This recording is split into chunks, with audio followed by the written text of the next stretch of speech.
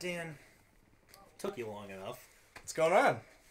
Watching Trick or Treat, trying to get in the mood for Halloween. Oh, I've seen that. It's a good movie. Yeah. Oh, here, I made you some popcorn. Sweet. Thank you. No problem. Yeah, dude, with the four stories here with the school principal, and then There's the college girls, the teenagers, and the old man, yeah, the whole Mr. man. Creed, I think. Mm-hmm. Yeah, the whole movie is just done really well. Yeah, it's got a lot of really good actors in it. Brian Cox, Dylan Baker.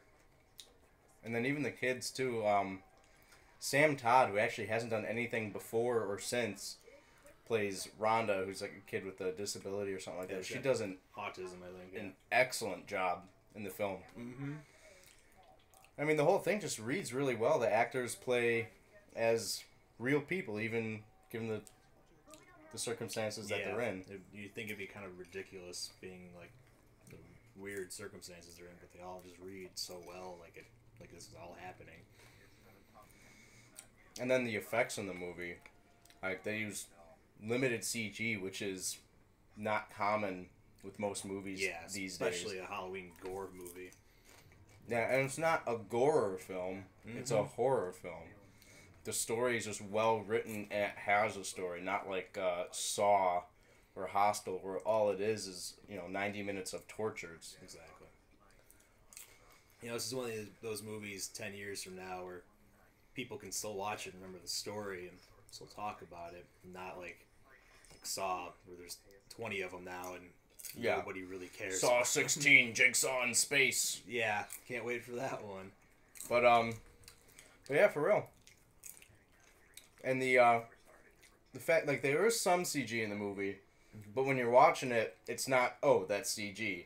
And when you have to ask yourself whether or not an effect in a film is CG, you know that it's being used correctly. Yeah, that's how you know, like, if you can't tell and you have to really question it, that's how it's being done well. And I mean, I'll be honest, first viewing wasn't quite what I expected, but then I realized that it's got the pacing and the styles of like a horror film from the 80s. Yeah. And then the more and more you watch it, you pick up on a lot of the things that you missed the first time. There's a lot of excellent subtlety in this film that really make it work. Little tiny details that just, you don't really notice until you give it a second viewing. So it's definitely a great one to watch every Halloween if you want. Absolutely. But unfortunately, since Warner Brothers has no faith in the film, it's a little bit tricky to find. I recommend the Blu-ray because it has special features that the DVD does not, which is kind of where things are going these days. So you should go through a top 5 Halloween party movies. I think it'll be great. Lots of people have Halloween parties. You gotta have a movie playing during them. And since this one is so hard to find, we do recommend this for a Halloween party movie. But if you can't find it, some other great ones to watch are Drag Me to Hell. It's just a fun, like, scary movie. Sam Raimi at his very best, lots of jumps. Great job with the actors and production and everything. It's just a ton of fun to put on and let everyone just, if you want to watch it, you watch it. If not, you're going to pick up on the good parts. Exactly. Zombieland.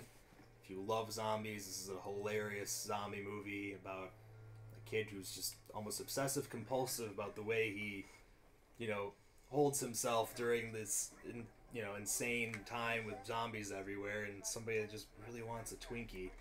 It's just hilarious. Another fun one. Idle Hands. Idle Hands, it's like a, kind of a rock and roll stoner comedy horror movie. Fun to put on at a party if you're drinking, if you're old enough to drink. And,